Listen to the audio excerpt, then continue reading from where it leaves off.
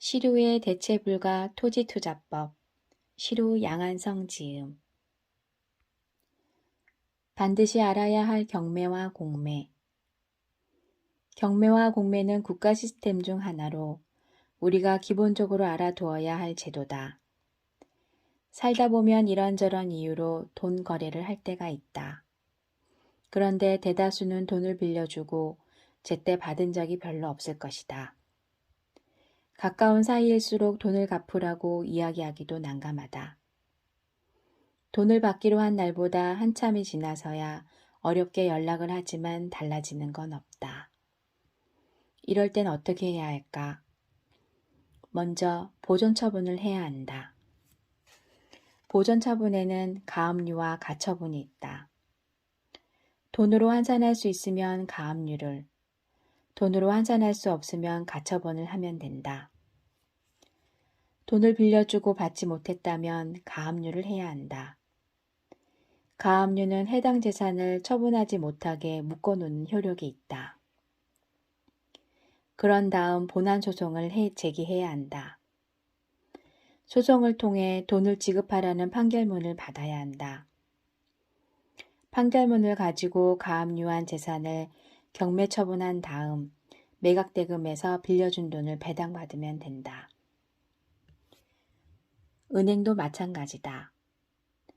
은행은 돈을 빌리러 온 사람의 재산을 담보로 돈을 빌려준다. 돈을 빌려간 사람이 원금과 이자를 제때 갚으면 좋겠지만 그렇지 않은 경우도 있다. 그러면 은행은 담보로 잡은 부동산을 경매 처분한다. 경매에서 낙찰된 매각대금에서 원금과 이자를 합친 금액을 배당받는다. 공매도 이와 비슷하다. 개인이나 법인이 세금을 체납하면 소유재산에 압류가 들어온다. 부가가치세, 법인세, 소득세 등을 체납하는 경우에 그렇다. 그런 다음 해당 기관에서는 한국자산관리공사에 위탁을 한다. 한국자산관리공사에서는 세금을 납부하지 않은 사람의 재산을 공매 처분한다. 이렇게 공매와 경매는 채무를 바탕으로 돈을 받기 위한 행위라는 점에서는 같다. 또한 해당 기일에서 낙찰이 되지 않으면 일정 비율을 차감하여 다음 회차에서 진행한다. 경매는 한 번 유찰이 되면 법원에 따라 20%나 30%를 낮춰 진행한다. 1회차 최저 매각 가격이 1억 원이었는데 유찰이 되었다면 2회차 최저 매각 가격은 법원에 따라 7천만 원이나 8천만 원이 된다. 공매는 한 번 유찰이 되면 10%를 낮춰 진행한다. 역시 1회차 최저 매각 가격이 1억 원이었는데 유찰이 되었다면 다음 회차 최저 매각 가격은 9천만 원이다. 공매와 경매의 차이점은 세 가지로 볼 수 있다. 첫 번째, 적용받는 법이 다르다. 경매는 민사집행법에 적용을 받지만 공매는 국세징수법에 적용을 받는다.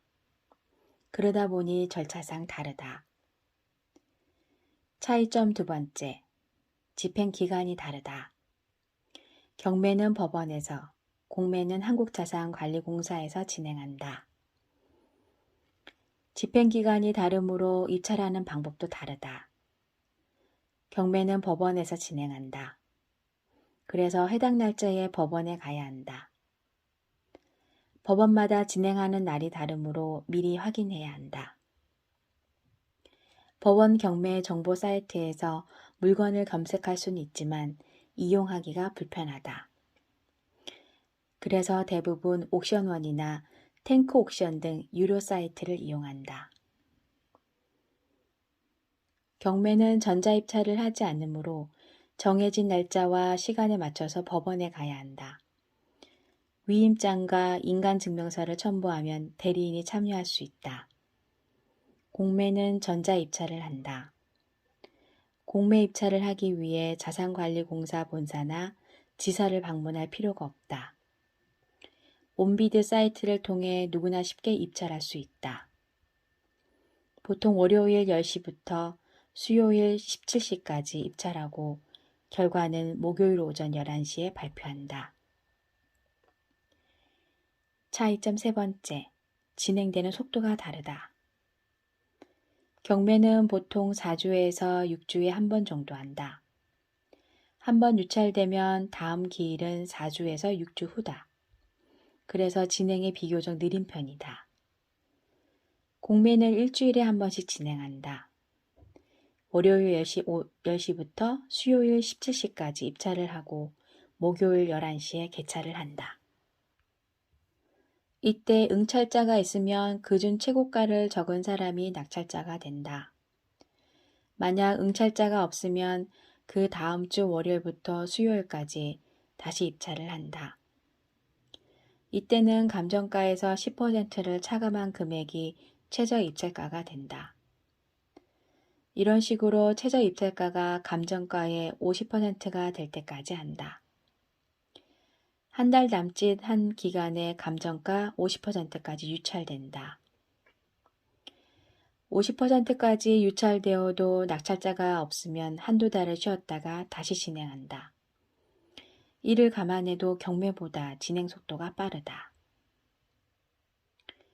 경매나 공매를 통해 토지를 취득하면 어떤 점이 좋을까? 첫 번째, 싸게 살 수 있다. 경매나 공매가 가지는 가장 큰 장점이다. 언젠가 농지연금에 적합한 물건을 찾으러 충남 당진으로 답사를 간 적이 있다. 당진은 시세에 비해 공시지가 비율이 높아 농지연금과 연관지어서 투자하면 좋다. 나는 인근의 공인중개사 사무실을 돌며 공시지가 대비 절반 이하에서 매물이 나오면 무조건 사겠으니 연락을 달라고 했다. 하지만 며칠이 지나도 연락은 오지 않았다. 공시지가 절반 가격으로는 일반 매물로 나오지 않기 때문이다. 막상 현장을 돌아보면 공시지가 절반은 너무 하더라도 공시지가 수준에서 나온 물건도 별로 없다. 하지만 경매나 공매를 활용하면 공시지가의 절반 이하로 취득하는 일도 가능하다. 수도권에서 직장을 다니며 부동산 투자를 하는 소울님은 파주의 농지를 1억 7천만 원에 낙찰받았다.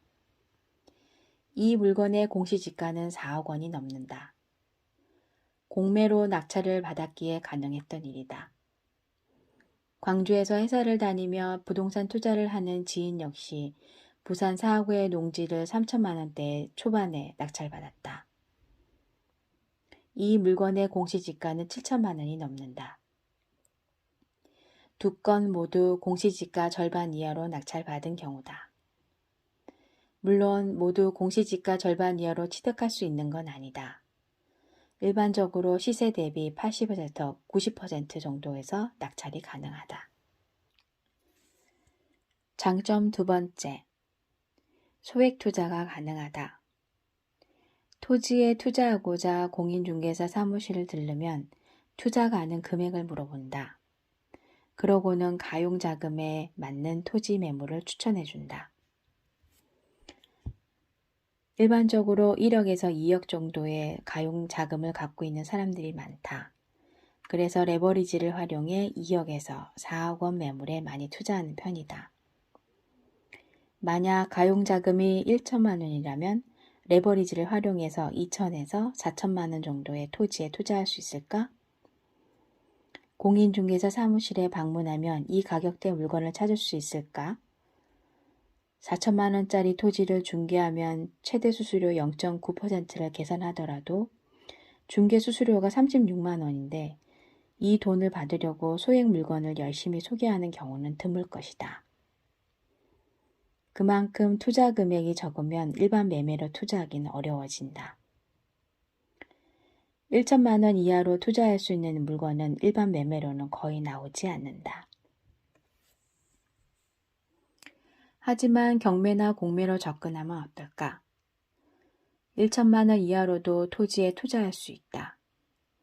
경매나 공매는 이런저런 사연 때문에 나온 물건들이 많고 그 중에는 소액으로 투자할 수 있는 물건들도 많다.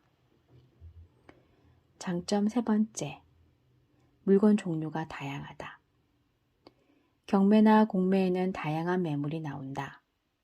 임야와 농지는 물론이고 공사가 중단된 건물 부지도 나온다. 멀쩡한 건물이 있는 토지도 경매나 공매로 나온다. 다양한 물건이 경매나 공매로 나오기 때문에 선택의 폭이 넓다. 그만큼 소액으로 접근하기에 매력적이다.